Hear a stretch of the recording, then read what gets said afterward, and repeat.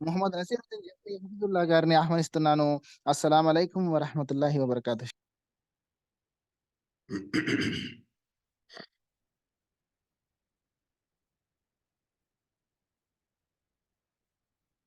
السلام عليكم ورحمة الله وبركاته.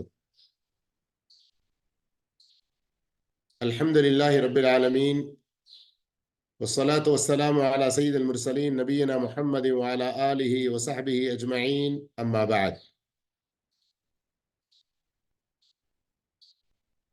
أعوذ بالله من الشيطان الرجيم. بسم الله الرحمن الرحيم. اقرأ باسم ربك الذي خلق. اقرأ చదువు. బి ఇదొక అక్షరం. ఇస్మ్ అంటే పేరు. రబ్బిక్ నీ ప్రభు. రబ్ కా అంటే నీ ప్రభు పేరుతో చదువు. అల్లది అతడే ఖలక్ సృష్టించాడు. చదువు నీ ప్రభు పేరుతో. ఆయనే సృష్టించాడు. సృష్టించిన నీ ప్రభు పేరుతో చదువు. ఖలకల్ ఇన్సాన పుట్టించాడు, సృష్టించాడు మనిషిని. మిన్ అలక్ నెత్తుటి ముద్దతో. ఇక్రా చదువు. వరబ్బుకల్ అక్రమ్ నీ యొక్క ప్రభువు. ఇక్రా చదువు. వరబ్బుక మరియు నీ యొక్క ప్రభువు. అల్ అక్రమ్ ఇది కరీం నుండి వచ్చిన పదం. చాలా చాలా దయాశీలి, చాలా చాలా గొప్ప ఉదారుడు. అల్లది ఆయనే. అల్లమ నేర్పాడు, జ్ఞానబోధ చేశాడు, జ్ఞానం నేర్పాడు. బిల్ కలం కలం ద్వారా. అల్లమల్ ఇన్సాన మాలం యాలం అల్లమ నేర్పాడు. ఇన్సాన మనిషికి. మాలం యాలం అతడు ఎరుగని దానిని. ఏ విషయాలైతే అతనికి తెలియవో అవన్నీ కూడా అల్లాహు తఆలా అతనికి నేర్పాడు. మీరు చూస్తున్నారు ఇక్కడ ఆయత్ నంబర్ 5 వరకు నేను తిలావత్ చేశాను. దాని యొక్క అనువాదం పదాలు విడివిడిగా కూడా దాని అర్థాలు చెప్పడం జరిగింది. అయితే ఇక్కడి వరకు ఈ 5 ఆయతుల వరకు ప్రవక్త మహానీయ ముహమ్మద్ సల్లల్లాహు అలైహి వసల్లం పై మొట్టమొదటిసారిగా అవతరించిన ఆయతులు ఇవి. కనుక ఈరోజు ఈనాటి పాఠంలో మనం ఇక్కడి వరకే కొన్ని ముఖ్యమైన బోధనలు మనకేమున్నాయి వీటిలో, మరియు ఇప్పుడు చదివినటువంటి ఆయతుల వ్యాఖ్యానం ఏమిటి తెలుసుకుందాము. 6 నుండి 19 వరకు మిగతా ఆయతుల వ్యాఖ్యానం ఇన్షాల్లా రేపటి రోజు అల్లా యొక్క దయతో. ముందు ఈ సూరా యొక్క పేరు సూరతుల్ అలక్ అని మీరు చూస్తున్నారు. అలక్ ఈ ఆయత్ నంబర్ 2లో ఇక్కడ ఈ పదం వచ్చింది, అలక్ అని. ఈ సూరాకు ఇక్రా మరియు ఇంకా వేరే పేర్లు కూడా ఉన్నాయి. ఈ సూరా ఇప్పుడు నేను చెప్పినట్లుగా మొట్టమొదటిసారిగా ప్రవక్త ముహమ్మద్ సల్లల్లాహు అలైహి వసల్లం పై అవతరించి దీని ద్వారానే ప్రవక్త యొక్క పదవి ప్రసాదించడం జరిగినది. దీనికి సంబంధించి సహీ బుఖారీ మరియు సహీ ముస్లింలో వచ్చినటువంటి హదీస్, ప్రవక్త సల్లల్లాహు అలైహి వసల్లం వారి పై వహీ యొక్క ప్రారంభం ఏ రీతిలో జరిగిందంటే, ముందు మంచి కలలు, స్వప్నలు వచ్చేవి. అవి వాస్తవ రూపంలో జరిగేవి. మరియు ఆ తర్వాత ప్రవక్త సల్లల్లాహు అలైహి వసల్లం వారికి ఏకాంతంలో ఉండాలి అన్నటువంటి మనసు కలిగింది. ప్రవక్త సల్లల్లాహు అలైహి వసల్లం మక్కా నుండి సుమారు ఈస్ట్ వైపున గుహ హిరా కొండలో ఉన్నది. జబల్ నూర్ అని దాన్ని అంటారు. మరియు ఈ గుహని హిరా గుహ అని అంటారు. అక్కడ ఏకాంతంగా గడిపి అల్లాహ్ సృష్టి విషయంలో యోచిస్తూ ఇంత గొప్ప ఔన్నత్యుడైన అల్లాహు తాలాని ప్రజలు మరచి ఆ ఏకైక అల్లాను ఆరాధించకుండా వేరే ఆరాధనలో పడ్డారు కదా అని బాధపడేవారు. అయితే ప్రవక్త సల్లల్లాహు అలైహి వసల్లం వయసు 40 సంవత్సరాలు పూర్తిగా నిండాయి. రమదాన్ మాసంలోని అధిక శాతం ధర్మవేత్తలు ఏకీభవించిన విషయం ప్రకారం 25వ అది రమదాన్ నెలలో ఈ ఆయతులు ప్రవక్త సల్లల్లాహు అలైహి వసల్లంపై అవతరించాయి. ఏ విధంగా దానికి సంబంధించి కూడా సహీ హదీసులో ప్రస్తావన ఉంది. ముందు తొలిసారిగా జిబ్రీల్ అమీన్ ప్రవక్త వద్దకు వచ్చి కలిసి చదువుమని చెప్పారు. అయితే ధర్మవేత్తల్లో 2 అభిప్రాయాలు ఇక్కడ ఉన్నాయి. ఆ రెండు కూడా సహీ కావచ్చు. రెండిట్లో ఏదైనా ఒకటేమిటంటే రాసినది ప్రవక్త సల్లల్లాహు అలైహి వసల్లంకు ఒక పలక రూపంలో చూపించి ఇదిగో చదవండి అని, లేదా ఏమీ చూపించకుండానే చదవండి అని చెప్పడం జరిగింది. ప్రవక్త సల్లల్లాహు అలైహి వసల్లం చాలా స్పష్టంగా చెప్పేశారు, మా అనా బికారి, నేను ముందు నుండే చదవడం రాయడం రాని వాడిని, నేను చదవలేను, నాకు చదువు రాదు. అయితే జిబ్రీల్ అమీన్ ప్రవక్త సల్లల్లాహు అలైహి వసల్లం వారిని గట్టిగా అలుముకొని వదిలేశారు. మళ్ళీ చదువుమని చెప్పారు. ఈ విధంగా 3 సార్లు జరుగుతుంది. ప్రతి ఒక్కసారి మొదటి దానికంటే ఎక్కువ గట్టిగా అలుముకొని వదిలేసేవారు. 3వసారి కూడా ఇదే సమానం వచ్చిన తర్వాత జిబ్రీల్ అమీన్ ఈ 5 ఆయతులు చదివి వినిపించారు, ప్రవక్తకు నేర్పారు. ప్రవక్త సల్లల్లాహు అలైహి వసల్లం వారికి మొదటిసారి ఈ సంఘటన ఏర్పడింది గనక మనసులో ఒక భయం లాంటిది ఏర్పడింది. ఆ తర్వాత ఇంటికి తిరిగి వచ్చేశారు. ఖదీజా రదియల్లాహు తన్హా వారికి ఈ విషయాలు వివరించి ప్రాణభయం ఉంది అని చెప్పారు. ఆ సమయంలో ఖదీజా రదియల్లాహు తాలా అన్హా ఎంత గొప్ప బుద్ధిమంతురాలైన, దూరపు ఆలోచన కలిగిన ఉత్తమ స్త్రీ, ఉత్తమ భార్య, ప్రవక్త సల్లల్లాహు అలైహి వసల్లం వారి మేళ్లను, ఆయన చేసే అటువంటి ఉత్తమ పనులను, వారి యొక్క ఉత్తమ గుణాలను ప్రస్తావించి వల్లాహి లా యుఖ్జీక అల్లాహు అబదా అని చెప్పారు. వల్లాహి లా యుఖ్జీక అల్లాహు అబదా, అల్లాహు తాలా, అల్లాహ్ యొక్క సాక్షిగా నేను చెబుతున్నాను, అల్లాహ్ మిమ్మల్ని ముమ్మాటికి అవమానపరుదా చెయ్యడు, మీరు బాధపడవలసిన అవసరం లేదు. ఈ మాటలు విని సర్వసామాన్యంగా మన పురుషులు ఇంత మంచి పుణ్యాత్మురాలైన భార్య నాకు దొరికితే ఇంత బాగుండు అని ఆలోచిస్తారు. అదే సమయంలో మనం భర్తలకు కూడా చాలా గొప్ప గుణపాఠం ఇందులో. ఎక్కడైతే మనం ఇలాంటి సద్గుణాలు గల భార్యలు కావాలి అని కోరుకుంటామో, మనము కూడా ఉత్తమ గుణాలు అవలంబించాలి. ప్రవక్త సల్లల్లాహు అలైహి వసల్లం వారి యొక్క హదీత్ ఉంది,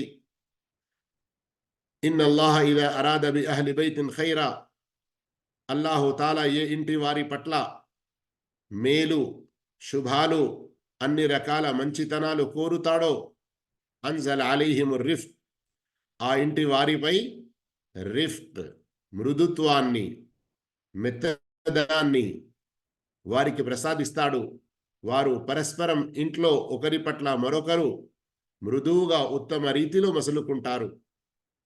ఈ అలవాట్లు మనం భర్తలు కూడా అవలంబించాలి, భార్యలు కూడా అవలంబించాలి. భార్య భర్తలు అవలంబించారంటే పిల్లల శిక్షణ కూడా ఈ రీతిలో చేస్తూ ఉంటే అల్హమ్దులిల్లా చాలా మంచి రిజల్ట్ మనం పొందగలుగుతాము. అల్లా అలాంటి ఉత్తమ గుణాలు మన ఇళ్లలో అల్లా మనందరికీ ప్రసాదించుగాక. అయితే ఖదీజా రదియల్లాహు తఆలా అన్హా కేవలం నోటితో ఒక తృప్తి ఇవ్వడమే కాకుండా, ఖదీజా రదియల్లాహు తఆలా అన్హా వారి కజిన్, వారి యొక్క బాబాయి కుమారుడు, పెదనాయన కుమారుడు వరకా బిన్ నౌఫల్ అని జ్ఞానవంతుడు, చాలా వృద్ధుడైపోయాడు. మరియు ఈ షిర్క్ పనుల నుండి చాలా విసుగు చెంది అతను ఆ కాలంలో ఏదైతే సత్యధర్మంగా ఉండినదో ఈసా అలైహిస్సలాం వారి ధర్మాన్ని స్వీకరించారు. నేను క్రైస్తవ మతం అని చెప్పడం లేదు, ఎందుకంటే ఈ రోజుల్లో క్రైస్తవ మతంలో ఏ షిర్కులు, ఏ రకాల బిద్అతులు ఉన్నాయో వాటిని ఆయన అవలంబించలేదు. ఈసా అలైహిస్సలాం వారి సత్యధర్మాన్ని అవలంబించారు. మరియు తౌరాత్ను ఇబ్రానీ భాషలో రాసేవారు, చదివేవారు. అయితే ఒక మంచి జ్ఞానవంతులు, అనుభవజ్ఞులు, వయసు పైబడిన వారు అయితే తీసుకెళ్దామని ప్రవక్త సల్లల్లాహు అలైహి వసల్లం వారిని తీసుకొని ఆయన వద్దకు వెళ్ళింది. ఆయన సల్లల్లాహు అలైహి వసల్లం నోట హిరా గుహలో జరిగిన పూర్తి సంఘటన వినిపించారు. అప్పుడు ఆయన చెప్పారు. ఈ ఆధారంగా చెప్పారు, ఇంజిల్లో ఆయన ప్రవక్త సల్లల్లాహు అలైహి వసల్లం వారి యొక్క గుణగణాలు చదివేవారు. దాని ఆధారంగా ఆయన చెప్పారు, నీ వద్దకు వచ్చినటువంటి దైవదూతయే మూసా అలైహిస్సలాం వద్దకు కూడా వచ్చేవారు. అయితే అల్లాహు తాలా మీపై సత్యధర్మ ప్రచార బాధ్యత మోపనున్నాడు. అయ్యో, ఎప్పుడైతే నీ జాతి వారు, ఈ మక్కా వారు నిన్ను మక్కా నుండి బయటికి గెంటేస్తారో ఆ సమయంలో గనక నేను యవ్వనంలో ఉండి, శక్తి కలిగి ఉండి, మంచి ఆరోగ్యంగా ఉండేది ఉంటే నేను నీకు సహాయపడదును. ఏమిటి? అవ ముఖ్రిజియహుం, ఏమిటి? నా జాతి వారు నన్ను బయటికి తీసేస్తారా? ఎందుకంటే వాస్తవంగా ప్రవక్తకు విచిత్రం కలిగింది. ఏ మక్కా వాసులైతే ప్రవక్త వారిని గౌరవించేవారో, ఎంత గొప్పగా మంచి బిరుదులు ప్రసాదించి అమీన్, సాదిక్ అన్నటువంటి ఆయన్ని ఎంతో గొప్పగా చూసుకునేవారు, అయితే నన్ను తీసేస్తారా? 5 సంవత్సరాలకు కూడా కాలేదు కాబతుల్లా వద్ద దాని యొక్క పునర్నిర్మాణ సందర్భంలో హజరే అస్వద్ పెట్టే సమస్య వచ్చినప్పుడు ఎంత గొడవ చెలరేగింది. ప్రతి ఒక్కరూ తమ కత్తులు బయటికి తీసి ఒకరిపై ఒకరు దాడి చేసుకుంటారా అన్నటువంటి పరిస్థితి ఎదురైంది. ఆ సమయంలో నన్ను ఒక న్యాయమూర్తిగా నా యొక్క సలహాని తీసుకొని వారు ఎంత సంతోషించారు. ఇవన్నీ విషయాలు గుర్తొస్తాయి కదా ప్రవక్తకు సామాన్యంగా. అయితే నన్ను తీసేస్తారా అని అడిగారు.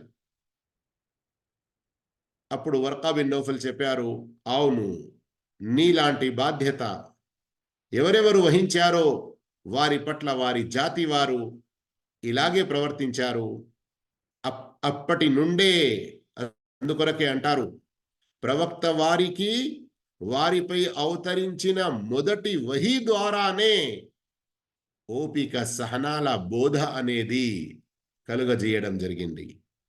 ఈ విధంగా సోదర మహాశివులారా, ప్రవక్త సల్లల్లాహు అలైహి వసల్లంపై వహీ యొక్క ఆరంభం గురించి సహీ హదీతుల్లో వచ్చిన సారాంశం నేను మీకు తెలియజేశాను. ఇక రండి, ఈ 5 ఆయతుల వ్యాఖ్యానాన్ని మనం మంచి రీతిలో అర్థం చేసుకొని ఇందులోని బోధనను గ్రహించే ప్రయత్నం చేద్దాము.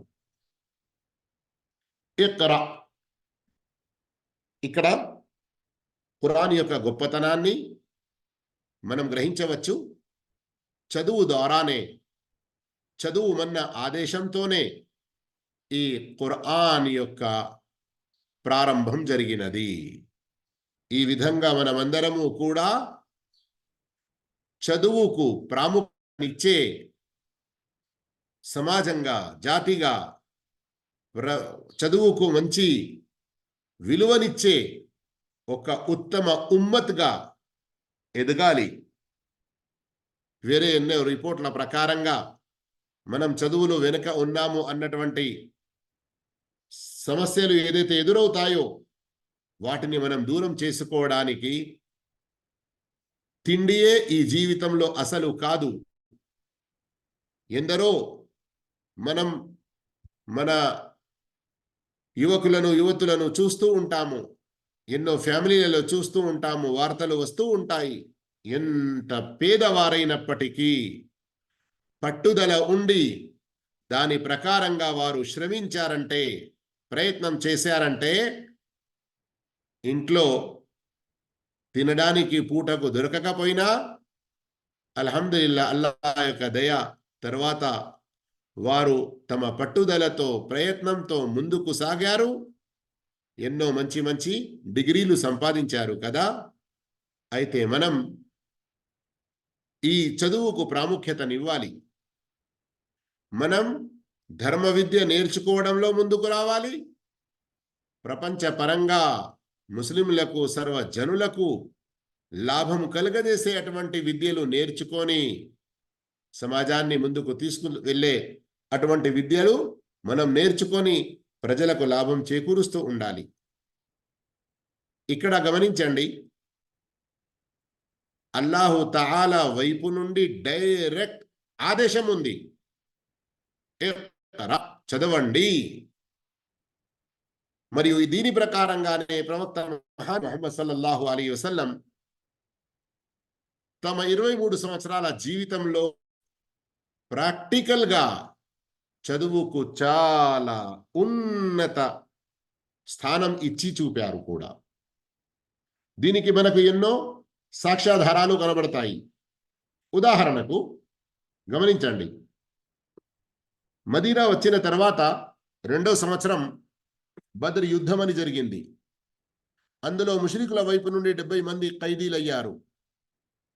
అయితే వారు తమకు తాము ఆ బంధం నుండి విడుదల పొందడానికి ప్రాయశ్చితం చెల్లించాలి అన్నటువంటి నిర్ణయం జరిగింది. అయితే వారిలో కొందరి గురించి తెలిసింది వారు చదువరులు అని. అయితే వారితో, మీరు డబ్బు రూపంలో ఏదైనా సామాను రూపంలో ప్రాయశ్చితం చెల్లించకపోయినా మీలో చదువరులైన వారు ఒక్కొక్కరు కొంతమంది మదీనా పిల్లలకు చదువు నేర్పాలి, విద్య నేర్పాలి, చదవడం రాయడం లాంటిది నేర్పాలి. దానికి బదులుగా మీరు ఈ ఖైదీ బంధం నుండి విడిపోవచ్చు. కేవలం ఇది చాలా ప్రఖ్యాతిగాంచిన సంఘటన గనక ఇది ఒకటి చెప్పాను. ఇలాంటి ఇంకా ఎన్నో సందర్భాలు ఉన్నాయి. అవన్నీ ఇప్పుడు ఈ సందర్భంలో చెప్పడానికి సమయం సరిపోదు. చెప్పే ఉద్దేశం ఏంటి గ్రహిస్తున్నా? మనమందరము కూడా విద్యకు చాలా ప్రాముఖ్యతనివ్వాలి. మనలో ప్రతి ఒక్కరూ మన బాధ్యతలో ఉన్న వారికి చదువురా, నువ్వు బాగుపడతావురా, ఈ విధంగా కేవలం నోటితో చెప్పడమే కాదు, ఆదేశించాలి. మరియు దానికి అవసరమైనటువంటి సదుపాయాలు మన శక్తి ప్రకారం మనం ఏర్పాటు చేయాలి. మరియు మనం ముస్లింలమైన వారము ఇక్కడ ఒక గొప్ప శుభవార్తను గ్రహించండి. తల్లుల్లారా, తండ్రుల్లారా, చెవులు మాత్రమే కాదు, మీ మనసు యొక్క, మీ హృదయంలో ఉండేటువంటి చెవులను కూడా విప్పి శ్రద్ధగా వినండి. మీ పిల్లలకు చదువు నేర్పడానికి మీరు ఏం సంపాదిస్తున్నారో, ఏం ఖర్చు పెడుతున్నారో, మీ పిల్లలకు విద్యా బుద్ధులు నేర్పడానికి మీరు ఏ శ్రమ పడుతున్నారో, కేవలం మీరు సత్సంకల్పం చేసుకోండి. మీ యొక్క నియత్ సంకల్పాన్ని శుద్ధిపరచుకోండి. ఇక చూడండి, మీరు ప్రతిరోజు ఒక్క చెమట చుక్క కారిన మీ నుండి మీ అబ్బాయిని ఎత్తుకొని పోయి స్కూల్లో వదిలి వచ్చిన, మీరు మీ యొక్క అబ్బాయి పుస్తకాల బ్యాగును మీపై మోసుకొని టీచర్ వదిలి వచ్చిన, వారికి ఖురాన్ నేర్పే విషయంలో, అరబీ నేర్పే విషయంలో, ఇంకా విద్య నేర్పే విషయంలో మీ సత్సంకల్ప ప్రకారం మీ యొక్క పుణ్యాల రేట్లు పెరుగుతూ పోతాయి, చాలా పెరుగుతూ పోతాయి. ఎందుకంటే ఇల్మ్, జ్ఞానం నేర్పడం అంత గొప్ప విషయం. ప్రత్యేకంగా ధర్మ జ్ఞాన విషయానికి వస్తే హదీస్ వినండి ఒక్కటి, లేదా అంటే ఇల్మ్కి ఫదీలత్, ధర్మ జ్ఞాన ఘనత అనే విషయంలో మా యూట్యూబ్ ఛానల్లో కూడా మీకు వీడియోలు దొరుకుతాయి, వినండి. ప్రవక్త సల్లల్లాహు అలైహి వసల్లం తెలిపారు, ప్రజలకు ప్రయోజనకరమైన విద్య నేర్పే, ప్రజలకు ప్రయోజనకరమైన విద్య నేర్పే, లాభం చేకూర్చే అటువంటి విద్య నేర్పే టీచర్లపై టీచర్ల కొరకు దైవదూతలు మరియు ఈ సృష్టిలో ఉన్న ప్రతి ఒక్కటి వారి కొరకు దుఆ చేస్తూ ఉంటారు. అల్లాహు అక్బర్. అయితే ఇది టీచర్లకే ప్రత్యేకంగా కాదు, ఆ టీచర్ల వద్దకు తమ సంతానాన్ని చేర్పించడానికి, వారిని అక్కడ వదలడానికి తల్లిదండ్రులు ఏ ప్రయత్నం చేస్తారో ఆ ప్రయత్నంలో వీరు కూడా వస్తారు. సహీహ్ బుఖారీలోని చాలా ప్రఖ్యాతిగాంచిన హదీస్ ఉంది కదా, అల్లాహ్ను ఉల్లేఖించినది, ఖైరుకుమ్ మన్ తఅల్లమల్ ఖురాన వఅల్లమ, మీలో అత్యుత్తముడు ఖురాన్ నేర్పేవాడు మరియు ఖురాన్ నేర్పించేవాడు, ఖురాన్ నేర్చుకునేవాడు మరియు ఖురాన్ నేర్పించేవాడు. షేఖ్ ఇబ్న్ ఉథైమీన్ రహిమహుల్లా చెప్పారు, ఒక మనిషి స్వయం తాను నేర్పలేడు, కానీ అల్లాహ్ అతనికి డబ్బు ఇచ్చాడు, అతడు ఒక టీచర్కి సహాయపడుతున్నాడు, ఏదైనా ఒక జీతం లాంటిది ఇస్తున్నాడు, అయ్యా ఇదిగో నీవు ఈ డబ్బు తీసుకో, మరియు ఒక 10 మందికి నీవు విద్య నేర్పు, 10 మందికి ఖురాన్ నేర్పు.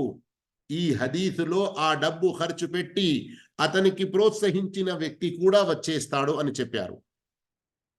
అర్థమవుతుందా? ఇఖ్రా అన్న పదం ద్వారా ఇన్ని విషయాలు మనం తెలుసుకున్నాము. ఇకనైనా ముందుకు రండి. లేదయ్యా, నా కొడుకు 10 సంవత్సరాలోడు నాతోడు వచ్చి నాతోని బండి మీద పనిచేస్తాడు, నాతోని నా బిడ్డ వచ్చి నా పొలం కోత్తది, నాతో నా పిల్లలు వచ్చి నాకు కొంచెం సహాయపడతారు నా పనిలో, అప్పుడే కదా మాకు ఓ కూడు వచ్చేది, అప్పుడే కదా మా కడుపు నిండేది. ఈ విధంగా సాకులు చెప్పి పిల్లలను ఏదైతే విద్య నుండి దూరం చేస్తున్నారో వారు విద్యా పరంగా ఎన్నో నష్టాలకు ఏదైతే గురి అవుతున్నారో స్వయం వారు ఎన్నో రకాల మేళ్లను, పుణ్యాలను, అజ్రు సవాబ్ను కోల్పోతున్నారన్న విషయం తెలుసుకోండి. ఇక ఆ తర్వాత బిస్మి రబ్బిక్, నీ ప్రభు పేరుతో, నీ ప్రభు పేరుతో అని ఇక్కడ ఏదైతే చెప్పడం జరుగుతుందో, బిస్మి రబ్బిక్, ఇందులో 2 భావాలు ఉన్నాయి. ఒక భావం ఏమిటి? అల్లా యొక్క పేరుతోనే నీవు ప్రతి పని చెయ్యి. నీవు ఏమి చేసినా గాని, చదివినా గాని, తిన్నా గాని, ఇంకా వేరే ఏ పని చేసినా గాని బిస్మిల్లాతో ప్రారంభించు. ఇదొక భావం ఇందులో ఉంది. రెండో భావం ఇందులో ఏముందంటే, ప్రత్యేకంగా చదువు విషయంలో నీవు సక్సెస్ కావాలి, ముందుకు రావాలి అంటే అల్లా యొక్క సహాయాన్ని నీవు వేడుకుంటూ ఉండు. ఎందుకంటే ఇక్కడ బా లిల్ ఇస్తిఆనా అని అంటారు. అరబీ గ్రామర్ కొంచెం చదివిన వాళ్ళకు తెలుసు కావచ్చు. ఇక్కడ అల్లాహ్తో, నీ యొక్క ప్రభుతో నీవు సహాయాన్ని కోరు. సోదర మహాశివులారా, మన జీవితంలో ఎన్నో సందర్భాల్లో మనం అల్లా యొక్క పేరు తీసుకొని మన పనులు ప్రారంభించాల్సి ఉంటుంది. ఎన్నో సందర్భాలు ఉన్నాయి. ఇంతకుముందు సూర ఫాతిహా యొక్క తఫ్సీర్ ఈ విషయాలు అక్కడ చూపించి చెప్పడం కూడా జరిగింది. యూట్యూబ్లో ఉన్నాయి, కానీ సంక్షిప్తంగా ఇక్కడ నేను ప్రస్తావిస్తున్నాను, గమనించండి. కేవలం ఇక్కడ ఇప్పుడు నేను ఈ సందర్భంగా ఓన్లీ 10 పాయింట్స్ మాత్రమే చెప్పే ప్రయత్నం చేస్తున్నాను. ఖురాన్ తిలావత్ చేస్తూ ప్రతి సూర ఆరంభంలో సూర తౌబా తప్ప మనం బిస్మిల్లా అని పలకాలి. ఇంకా మనం ఏదైనా లెటర్లు రాస్తున్నప్పుడు దాని యొక్క ప్రారంభంలో కూడా బిస్మిల్లా రాయాలి. మూడవది, భోజనం చేస్తున్నప్పుడు దాని యొక్క దలీల్ కూడా మీరు ఇక్కడ చూస్తున్నారు, సహీహ్ బుఖారీలో 5376. అలాగే మనం జంతువును జిబా చేసినప్పుడు కూడా బిస్మిల్లా అనాలి, సహీహ్ బుఖారీ 5503. ఇంకా 5వ విషయం, మనం ఇంట్లో ప్రవేశిస్తున్నప్పుడు బిస్మిల్లా అనాలి, సహీహ్ ముస్లిం 2018. దీని యొక్క ఘనత కూడా చాలా గొప్పగా ఉంది. ప్రవక్త సల్లల్లాహు అలైహి వసల్లం చెబుతున్నారు, ఎవరైతే తమ ఇంట్లో ప్రవేశిస్తూ బిస్మిల్లా అంటారో, భోజనానికి కూర్చున్నప్పుడు బిస్మిల్లా అంటారో, శైతాన్ వారి యొక్క ఆ పనుల్లో ఎలాంటి జోక్యం చేసుకోడు. 6వ విషయం, వుదు చేస్తున్నప్పుడు కూడా బిస్మిల్లా అనాలి.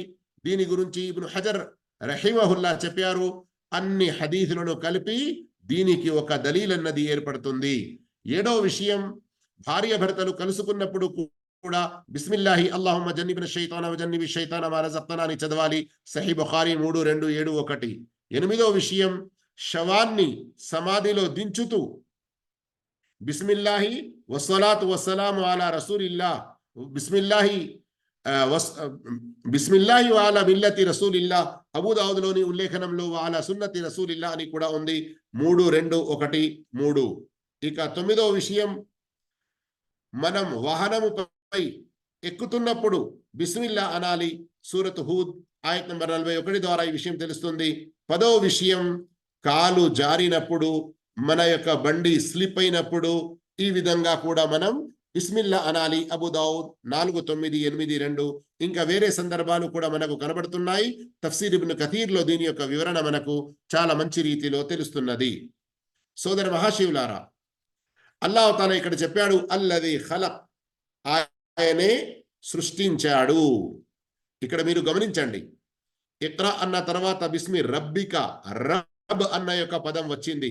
ఎందుకంటే విద్య నేర్పడం ఇది అల్లా యొక్క రుబూబియత్లోని విషయం గనక అక్కడ రబ్ అన్న పదం వచ్చింది.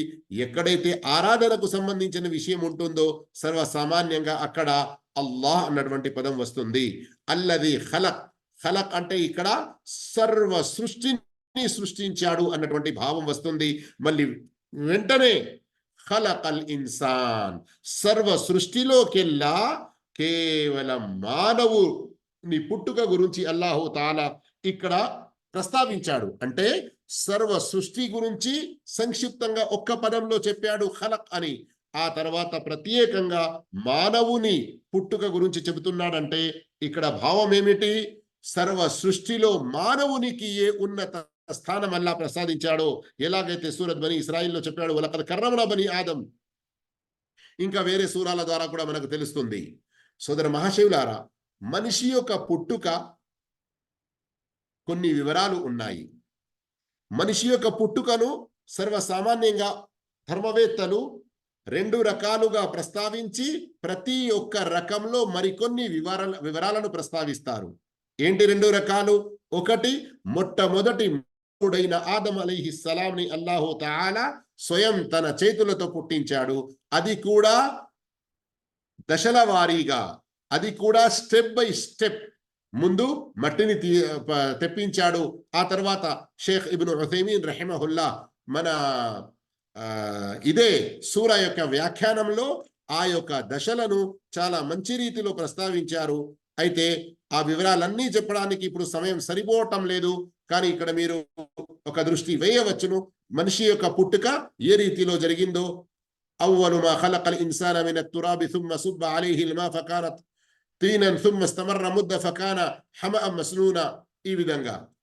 రెండవ రకం, ఆ తర్వాత సర్వసామాన్యంగా ప్రళయం వరకు వచ్చే యొక్క మానవులు. ఇందులో కొన్ని చిన్నపాటి ప్రత్యేకతలు, ముఖ్యమైన విషయాలు ఏవైతే ఉంటాయో, ఉదాహరణకు హవ్వ అలైహిస్సలాం పుట్టుక మరియు ఈసా అలైహిస్సలాం వారి పుట్టుక, ఇవి రెండు కొంచెం వేరే రీతిలో.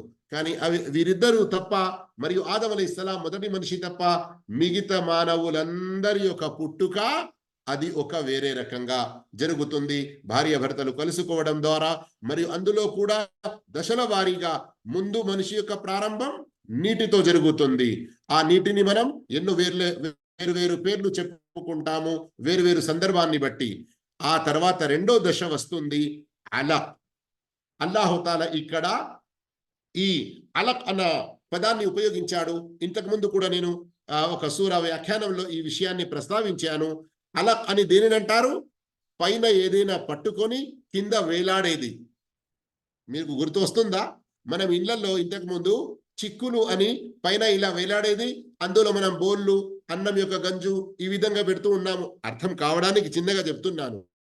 అయితే ప్రతి మానవుని పుట్టిక తన యొక్క తల్లి గర్భంలో ఏదైతే జరుగుతుందో, ముందు ఒక వీర్యపు బిందు రూపంలో, వెళ్ళిన తర్వాత 40 రోజుల తర్వాత అలా అక్కడ తల్లి యొక్క గర్భం పై భాగానికి ఇలా పట్టుకొని వేలాడుతుంది. అది ఎప్పటి వరకు ఉంటుంది? ముదగా అయ్యే వరకు కూడా ఉంటుంది. ఆ సందర్భంలో ఏదైనా పడిపోతే, అయ్యో గర్భం జారిపోయింది, పడిపోయింది, ఇక అది వృధా అయిపోతుంది. మొత్తం మానవ ఆకారం అయి మనిషి రూపంలో పుట్టాడు. అయితే ఈ విధంగా అల్లాహు తాలా ఖురాన్లో అనేక సందర్భాల్లో ఆయా సందర్భాలను బట్టి విషయాలను ప్రస్తావించాడు. ఎగురుతున్నటువంటి నీటి ద్వారా మిమ్మల్ని పుట్టించడం జరిగింది, చాలా నీచమైన నీటి ద్వారా మిమ్మల్ని పుట్టించడం జరిగింది, మిమ్మల్ని మట్టితో పుట్టించడం జరిగింది. అయితే మనం అక్కడ ఆ సందర్భాన్ని గ్రహించామంటే అక్కడ దాని అవసరం ప్రకారంగా అల్లాహు తాలా ఆ విషయాలను ప్రస్తావించి ఉన్నాడు. సోదర మహాశయులారా, ఇక్కడ మెడికల్ సైన్స్ ప్రకారంగా మనం ఇక్కడ ఎన్నో విషయాలు చెప్పుకోవడానికి సమయం సరిపోదు. కానీ వాస్తవానికి ఇక్కడ అల్లాహు తాలా ఈ మాటను ప్రస్తావించి ఒక గొప్ప మహిమను, ఒక గొప్ప విషయాన్ని సూచించాడు. అదేమిటంటే, ఓ మనిషి గ్రహించు, ప్రత్యేకంగా ఓ అవిశ్వాసులారా గ్రహించండి. ఏ ప్రవక్త ముహమ్మద్ సల్లల్లాహు అలైహి వసల్లం అక్షర జ్ఞానం లేని వారు, చదవడం రాయడం ఏమాత్రం నేర్చుకొని వారు, వారికి అల్లాహు తాలా ఇంత గొప్ప గ్రంథాన్ని మరియు ఈ గ్రంథం ద్వారా ఇంత గొప్ప జ్ఞానాన్ని ఏదైతే ఇస్తున్నాడో, దీన్ని మీరు అలా ఎలా సాధ్యం, ఇది ఎలా జరుగుతుంది అన్నటువంటి అనుమానాల్లో పడకండి. స్వయం మీ పుట్టుక విషయాన్ని గుర్తు చేసుకోండి. మీరు చెప్పుకోవడానికి కూడా సిగ్గుపడే, నోటిపై దాని ప్రస్తావన తీసుకురావడం కూడా ఇష్టం లేని అలాంటి విషయం, పదార్థంతో మిమ్మల్ని సృష్టించి ఇంత మంచి మానవ ఆకారం మీకు ఇచ్చాము. ఇంత గొప్ప వాళ్ళం మేము. ఏమాత్రం అక్షర జ్ఞానం లేని వ్యక్తికి వహీ ద్వారా మేము గొప్ప జ్ఞానవంతున్నే కాదు, అందరికీ జ్ఞానం నేర్పేవారిగా చేయడం ఏది అసాధ్యం కాదు. గమనిస్తున్నారా? ఆ తర్వాత అల్లాహు తాలా ఆయత్ నంబర్ 3లో ఇఖ్రా, మరోసారి చదువు అని అల్లాహు తాలా ప్రోత్సహిస్తున్నాడు. మరి ఇక్కడ ఏం చెప్పాడు? రబ్బుకల్ అక్రమ్, నీ యొక్క ప్రభు చాలా చాలా ఉదారుడు. ఇక్కడ గమనించాల్సిన విషయం, అల్లాహు తాలా ఎంతో గొప్ప దయాశీలి. ఆయన తన దయ కరుణతోనే మీకు ఈ జ్ఞానం నేర్పుతున్నాడు, చదువుమని ఆదేశిస్తున్నాడు. ఇందులో ధర్మవేత్తలు మరొక విషయం చెప్పారు, కొంచెం శ్రద్ధ వహించండి. అందరూ వింటున్నారా శ్రద్ధగా? ఏంటి? ఎవరు ఎంత ఎక్కువ విద్య మంచిగా నేర్చుకొని, అల్లా యొక్క ప్రసన్నత కొరకు నేర్చుకొని దాని ప్రకారంగా ఆచరించి ఇతరులకు నేర్పుతారో, అక్రమ్. అక్రమ్ అయిన అల్లాహ్, కరీం అయిన అల్లాహ్ ఆ విద్య నేర్చుకొని ఆచరిస్తూ ఇతరులకు నేర్పే వారిని కూడా ఎన్నో రకాల కరామత్తో, కరామత్ అంటే ఇక్కడ బుజురుగి, మరియు వారికి గౌరవ మర్యాదలతో అల్లాహు తాలా ఎంతో ఉన్నత స్థానం ప్రసాదిస్తాడు, ఎంతో ఉన్నత స్థానం ప్రసాదిస్తాడు. చూడండి మీరు, సహాబాల కాలంలో గాని, ఆ తర్వాత తాబేయిన్ కాలంలో గాని, ఇప్పటికీ మన కళ్ళ ముందు మనం ఏ ఏ పేర్లు విద్యా విషయాల్లో చెప్పుకుంటూ వస్తామో చూడడానికి 20-30 సంవత్సరాలు, 100 సంవత్సరాలు, 400-500, 1400 సంవత్సరాల క్రితం గడిసిపోయిన వారు, కానీ ఇప్పుడు మన కళ్ళ ముందు ఉన్నట్లుగా అబూ హురైరా రదియల్లాహు ఉల్లేఖిస్తున్నారు, హజరత్ అబ్దుల్లా బిన్ ఉమర్ రదియల్లాహు తఆలా వివరిస్తున్నారు. ఈ విధంగా ఏ రీతిలో మనం వారి యొక్క పేర్లు ఎంత గౌరవంగా చెప్పుకుంటూ, షేఖ్ ఇబ్న్ ఉథైమీన్ రహ్మతుల్లాహి అలైహి గారు ఈ విషయం చెప్పారు. ఎందుకు? అల్లాహు తాలా వారు స్వచ్ఛమైన మనస్సుతో, సంకల్ప శుద్ధితో ఏ ప్రయత్నం చేశారో విద్య నేర్చుకొని దానిని ఇతరుల వరకు చేర్పించే విషయంలో, దానికి కారణంగా అల్లాహ్ వారికి గౌరవం ప్రసాదించాడు. అందుకొరకే చెబుతారు, అందుకొరకే అంటారు, ఎవరైతే అల్లాహ్ ప్రసన్నత కొరకు విద్య నేర్చుకొని దాని ప్రకారంగా ఆచరించి ప్రజలకు చేర్పిస్తూ ఉంటాడో అలాంటి వారిని అల్లాహు తాలా జలీల్ చెయ్యడు, అల్లాహ్ వారిని అవమానపరచడు, వారిని అల్లాహు తాలా అగౌరవానికి గురి చెయ్యడు. అల్లాహు తాలా ఈ ప్రపంచపు గౌరవం కొరకే కాదు, పరలోకంలో మనం ఉత్తమ గౌరవాన్ని పొందడానికి ఇలాంటి మంచి సంకల్పంతో విద్య నేర్చుకొని దాని ప్రకారంగా ఆచరిస్తూ చేరవేసే విషయంలో ముందుండే భాగ్యం ప్రసాదించుగాక. ఆ తర్వాత అల్లాహు తాలా చాలా ముఖ్యమైన విషయాలు తర్వాత 2 ఆయతులో చెప్పాడు. 4వ ఆయతులో ఏముంది? ఆయన కలం ద్వారా జ్ఞానాన్ని నేర్పాడు. చూస్తున్నారా, ఇక్కడ జ్ఞాన విషయంలో పలక ఏమంటారు,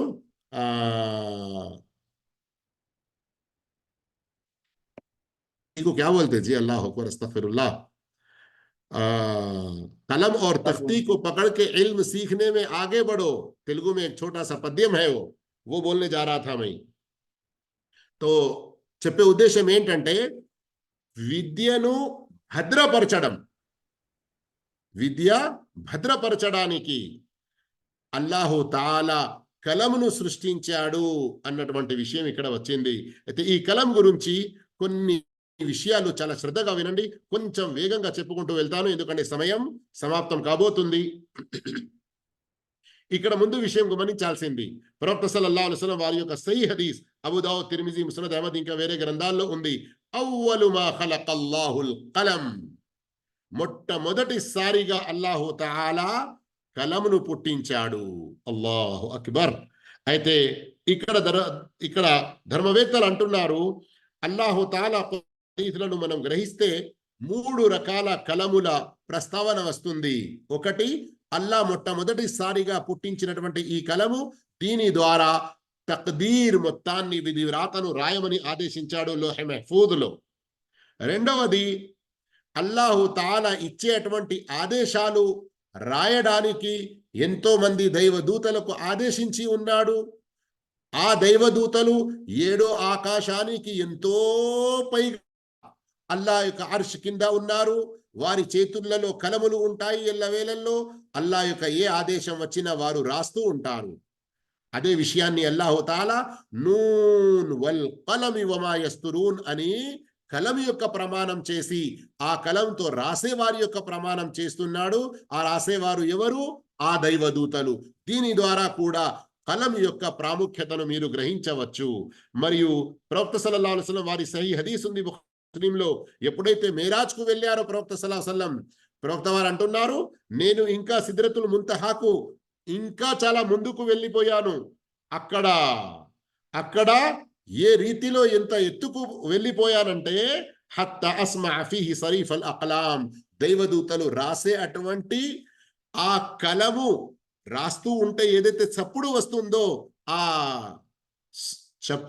సప్పుడిని నేను విన్నాను. వాయిస్ ని ఏదైతే వారు రాస్తూ ఉంటే కలముల ద్వారా వస్తుందో దాన్ని కూడా విన్నాను. ఈ 3 రకాల కలముల ప్రస్తావన, 2 రకాల కలముల ప్రస్తావన వచ్చింది.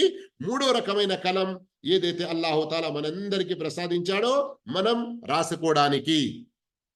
ఇక ధర్మ విద్య గాని ఇంకా ఏ విద్య గాని భద్రపరిచేటువంటి 3 మార్గాలు ఉన్నాయి. ఒకటి, మనం మన మదిలో దానిని మాటి మాటికి చెప్పుకుంటూ, గుర్తు చేసుకుంటూ, బైహార్ట్ చేసుకుంటూ, కంఠస్థం చేసుకుంటూ గుర్తుంచుకునే ప్రయత్నం చేస్తాము. అయితే దానిని మనం గుర్తుంచుకోకపోతే మరిచిపోయేటువంటి ప్రమాదం ఉంటుంది.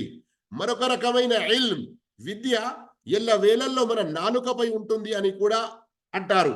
అంటే అది మరిచిపోయేటువంటి ప్రమాదం మొదటి దానికంటే తక్కువ ఉంటుంది. 3వ రకమైనది, దేనినైతే మనం కలముతో రాసి ఒక చోట భద్రపరిచాము, కలముతో రాసి ఒక చోట భద్రపరిచాము. అయితే అందుకే సోదర మహాశివులారా, శ్రద్ధగా వినండి. ఇక్కడ విద్యలో ముస్లింలు చాలా వెనుక ఉన్నారు అని ఈ రోజుల్లో ఎంతో అవమానపరచడం జరుగుతుంది కదా.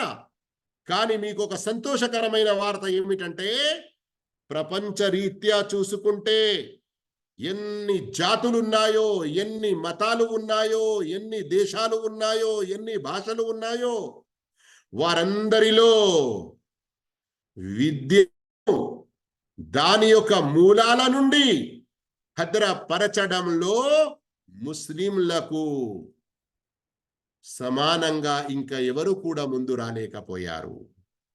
ఈ విషయాన్ని మీరు గ్రహించాలనుకుంటే తెలుగులో అనువాదమైన పుస్తకం ఒకటి చదవండి.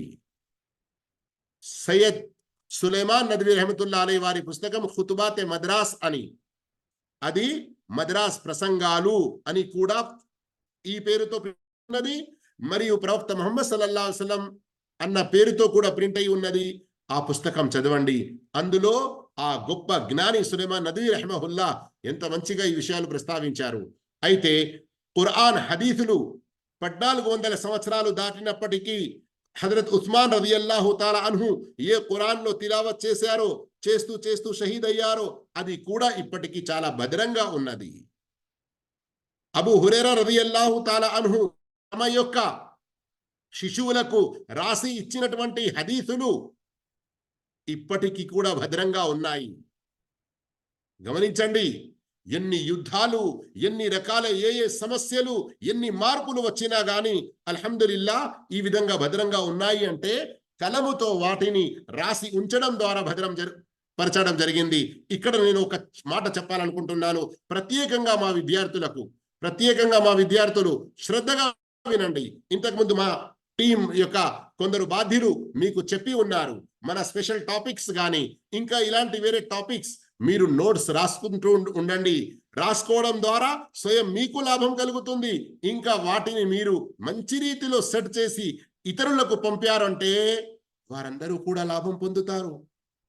చేయండి, ఇది మీ కొరకు సదకే జారియాగా మిగిలిపోతుంది. ఇక చివరి ఆయత్ ఈ రోజు మన క్లాసులోనిది, అల్లమల్ ఇన్సాన మా లం యఅలం, మనిషికి జ్ఞానం నేర్పాడు. ఎలాంటి జ్ఞానం? మనిషి ఏమాత్రం ఎరగని జ్ఞానం. దీని యొక్క తఫ్సీర్లో కూడా చాలా సమయం పడుతుంది. కానీ ఇందులో మనం తెలుసుకోవాల్సిన ఒక 2 ముఖ్య విషయాలు గమనించండి. ఇందులో అల్లాహ్ వైపు నుండి చాలా గొప్ప మహిమ, అతని యొక్క శక్తి సామర్థ్యాల గొప్ప నిదర్శన కూడా ఉంది. ఏ విధంగా? కేవలం ఒక్క చిన్న సంఘటన గుర్తుంచుకోండి. పిల్లవాడు పుట్టిన కొన్ని క్షణాలకే, పిల్లవాడు గాని, పాప గాని, బాబు గాని పుట్టిన కొన్ని క్షణాలకే, గమనించండి, తల్లి యొక్క పూర్తి శరీరంలో స్థనాలను గుర్తుపట్టి ఆ స్థనాల యొక్క నిప్పల్ని నోట్లో తీసుకొని, కేవలం నోట్లో తీసుకోవడమే కాదు, 2 పెదవులను, పళ్ళు ఇంకా రాలేదు కానీ పళ్ళ యొక్క స్థలమైతే ఉంది కదా, వాటిని మరియు నాలుకను ఉపయోగించి నాకు కావలసిన ఆహారాన్ని నేను తీసుకోవాలి ఈ స్థనాల నుండి అన్నటువంటి జ్ఞానం ఎవరు నేర్పారండి? కేవలం మనిషికే కాదు, ప్రతి జంతువు తన తల్లి నుండి ఏ పాలు త్రాగుతుందో ఆ విషయాన్నే ఒక్కసారి మనం గ్రహిస్తే ఇక ఆ తర్వాత దశల వారీగా పెరుగుతున్న కొద్దీ మనకు జనరల్ ఏదైతే సెన్స్ వస్తుందో, నాలెడ్జ్ వస్తుందో, ఇదంతా అల్లాహు తాలా ప్రసాదించిన విషయమని మనం గ్రహించలేమా? దీని ద్వారా అల్లా యొక్క గొప్పతనాన్ని గ్రహించి అల్లా ఏక అల్లాను ఏ అల్లా యొక్క ఆరాధనలో ఏకత్వం పాటించే విషయంలో కొంచెం కూడా మనం గ్రహించలేమా? ముందుకు రావాలి సోదర మహాశివులారా. ఇన్షా అల్లా ఈ ఆయతుల యొక్క వివరణ ఇప్పుడు మనం ఏవైతే చదివామో వాటిలో కొన్ని లాభాలు, మరియు ఇంకా ముందుకు ఉన్నటువంటి ఆయతుల యొక్క వ్యాఖ్యానం లాభాలు రేపటి క్లాసులలో మనం చూసుకుందాము. వాఖిరు దావానా అల్హమ్దులిల్లాహి రబ్బిల్ ఆలమీన్. అస్సలాము అలైకుం వరహమతుల్లాహ్. మీరందరూ కూడా ప్రత్యేకంగా మా టీం వారితో నేను క్షమాపణ కోరుతున్నాను, ఒక 5 నిమిషాలు ఎక్కువ అయినందుకు. జజాకుముల్లాహు ఖైర, బారకల్లాహు ఫీకుం. అస్సలాము అలైకుం వరహమతుల్లాహి వబరకాతుహు.